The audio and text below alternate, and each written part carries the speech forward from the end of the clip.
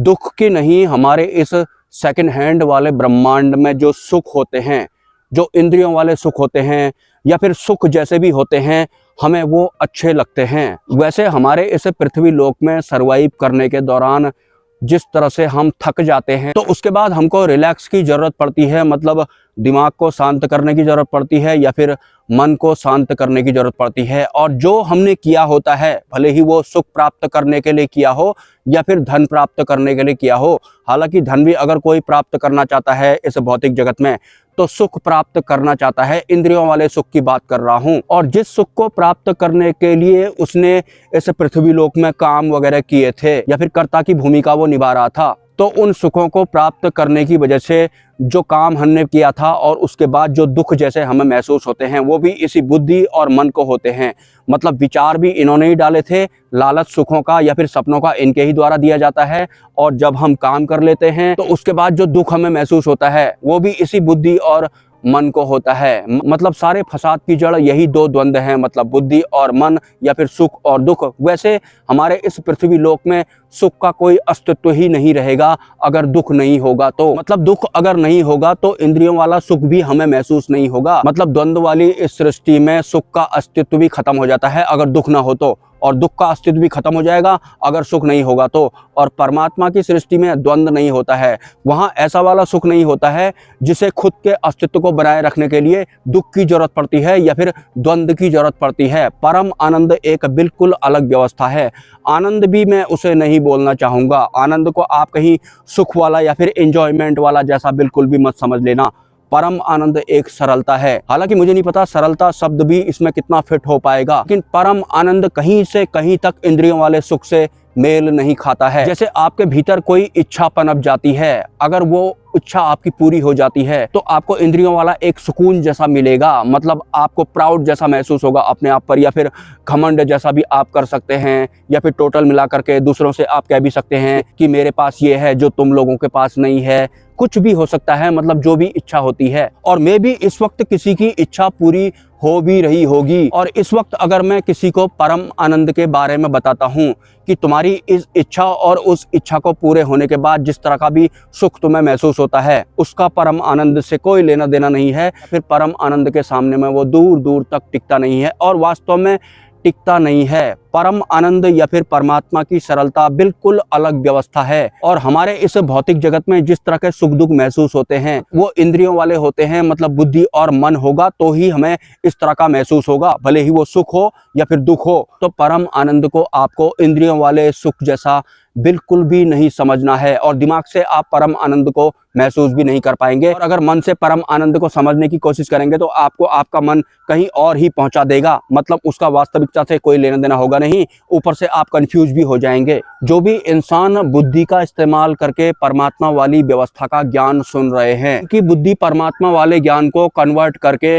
इंद्रियों वाले सुख जैसा बनाने वाली है, और यही होता भी है। मतलब बुद्धि से आप जो भी सोचेंगे या समझेंगे उसमें सरलता नहीं होगी। सरलता एक अलग व्यवस्था है, मतलब परमात्मा एक अलग व्यवस्था है और बुद्धि मन या फिर इसके अलावा जो भी होते हैं सरलता के अलावा वो सब अलग होते हैं, वो सब विस्तार होते हैं। उनमें से ही एक विस्तार बुद्धि है या फिर मन है, जिनका इस्तेमाल करके हम इस माया वाले संसार में कर्ता की भूमिका निभा रहे होते हैं, जबकि कर्ता भी हमको इसी बुद्धि ने बनाया है या फिर इसी मन ने बनाया है। परमात्मा वाली व्यवस्था के साथ एज ए कर्ता की भूमिका निभाना बिल्कुल अलग विषय हो जाता है और सरलता से हटकर या फिर विस्तारों में फंसकर उनकी ही व्यवस्थाओं का इस्तेमाल करके कर्ता की भूमिका निभाना बिल्कुल अलग होता है। इससे पहले मैं एक लाइन ऐड कर देता हूँ। अभी जैसे ही मैं यहाँ पर पहुंचा तो मुझे एक ईमेल आया था और उसमें मुझे कॉपीराइट दिया गया है। मतलब कॉपीराइट ऐसा है कि आपने हमारा कंटेंट यूज किया है, मैंने आपका कंटेंट यूज किया है। मैंने कई बार बोला है कि जो ये संत बनवारी लाल वाले गुट वाले हैं या फिर जो टुकड़ी वाले हैं, कुछ टुकड़ी भी बोल रहे थे इस चैनल वालों को, इस चैनल के वीडियो देखने वालों को, आपको टुकड़ी वगैरह नहीं बोलना है। और संत बनवारी लाल की व्यवस्थाओं ने जो मुझे कॉपीराइट भेजा है कि तुमने हमारा कंटेंट इस्तेमाल किया है। पहली बात, मैं इस चैनल पर कमेंट आने से पहले बनवारी लाल के बारे में कुछ भी नहीं जानता था, सिर्फ इतना जानता था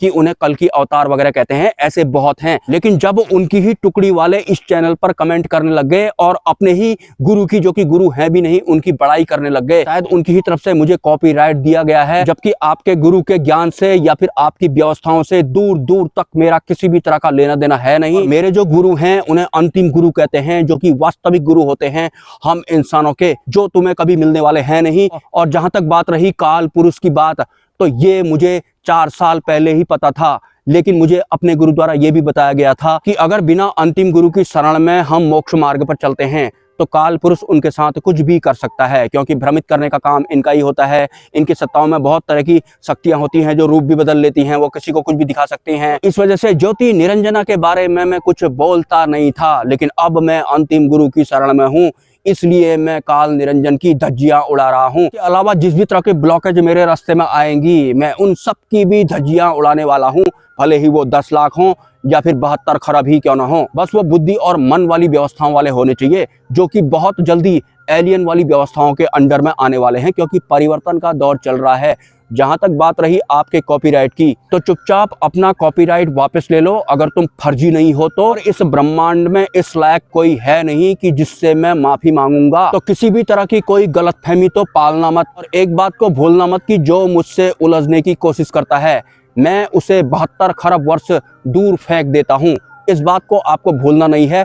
चुपचाप अपना कॉपीराइट वापस ले लो, अदरवाइज मुझे हवा वाली सत्ताओं से बोलना पड़ेगा, जो कि मैं बोलना नहीं चाहता हूं, क्योंकि मेरे पास एक ऐसी सिद्धि है जिसकी आवाज सुनकर तुम डर जाओगे, क्योंकि समंदर की भयानक लहरों की आवाज तुमने सुनी नहीं होगी शायद। वैसी ही कुछ आवाज के साथ आगाज होता है जो सिद्धि मेरे पास है उसका। तो बिना मतलब के या फिर बुद्धि और मन का गुलाम होने के बाद मुझे कॉपीराइट देने की कोशिश आपको नहीं करनी है। अगर आपने दे दिया है तो आप चुपचाप वापस ले लेना। और जहां तक बात रही मेरे गुरु की या फिर मेरे ज्ञान की, मेरे जो गुरु हैं वो वास्तविक गुरु भी हैं, वो वास्तविक संत हैं, वो वास्तविक सत्पुरुष हैं, या फिर वो वास्तविक अक्षर ब्रह्म हैं, अक्षर पुरुष हैं, या फिर अंतिम गुरु हैं, लेकिन वो वास्तविक हैं। वो बुद्धि और मन वाले या फिर किसी दूसरे की किताब पढ़ने वाले बिल्कुल भी नहीं हैं। वो सब कुछ जानते हैं, और उससे भी बड़ी बात, जो बुद्धि और मन वाला होता है वो उन तक पहुंच ही नहीं पाता है, या फिर वो उन्हें छू ही नहीं पाता है। और हाँ, एक बात और मैं आपको अपने बारे में बता देता हूँ, मैं इस दुनिया में किसी से मिलने वाला नहीं हूँ। भले ही किसी बाबा ने 10,000 पेजों वाली किताब को याद क्यों ना कर रखा हो, भले ही वो 99 साल के क्यों ना हो, भले ही वो 200 साल के क्यों ना हो, मैं किसी से मिलने वाला नहीं हूँ, क्योंकि जिनसे मिलना था मैं उनसे ऑलरेडी मिल चुका हूँ। और कुछ दिनों से मुझे कुछ पॉडकास्टर के मैसेज भी आने में लगे हुए हैं। मैंने थोड़े दिन पहले एक वीडियो बनाया था, जो इंसान खुद सिद्धि मार्ग में नहीं होगा, जिसके पास खुद सिद्धियां नहीं होंगी, इस तरह के लोगों के चैनल में किसी भी सिद्ध मार्ग वाले या फिर मुक्ति मार्ग वाले गुरु को नहीं जाना चाहिए। मतलब जो इंसान किसी दूसरे सिद्धि मार्ग वाले गुरुओं को या फिर मोक्ष मार्ग वाले गुरुओं को अपने चैनल पर बुला रहे हैं, खुद भी वास्तविक साधक होने चाहिए या फिर वास्तविक सिद्धियां उनके पास होनी चाहिए। अदरवाइज ऐसे लोगों के चैनल पर किसी भी ऐसे सिद्धि मार्ग वाले गुरुओं को या फिर मोक्ष मार्ग वाले गुरुओं को नहीं जाना चाहिए। तो पहले आप अपने आप से ही सवाल कर लेना, क्या मेरे पास कोई सिद्धि है, या फिर मेरे पास सिद्धियां तो है नहीं, तो जिनके पास सिद्धियां हैं मैं उनको अपने चैनल पर बुलाऊंगा और उनका इंटरव्यू लूंगा और उसके बाद धन कमा लूंगा। इस तरह के लोग मुझे मैसेज ना करें। वैसे जानता मैं सबको हूँ कौन क्या है। और हाँ, एक बात और मैं आपको बताना चाहता हूँ, जो ये अध्यात्म होता है इसका कारोबार करने वाले लोग जो हैं उनकी अब लॉटरी लगने वाली है। मतलब जिन्होंने अध्यात्म को धंधा बना रखा है उन लोगों की अब लॉटरी लगने वाली है, क्योंकि अध्यात्म जो है अब नई दिशा में जाने वाला है, और जो इनका कारोबार करते हैं उनका पतन होने वाला है लाइफ टाइम के लिए। अध्यात्म का कारोबार जो भी कर रहा है, भले वो किसी भी कंट्री में हो, अगर उसके पास सिद्धियां नहीं हैं या फिर वो वास्तविक साधक नहीं है, तो उसे चुपचाप अपना काम छोड़ देना है। वरना इसी इनविजुअल वर्ल्ड में कुछ व्यवस्थाएं ऐसी भी होती हैं जो देर करवाने का काम करती हैं और जल्दी करवाने का काम भी करती हैं। मिलते हैं किसी नेक्स्ट वीडियो में। नमस्कार।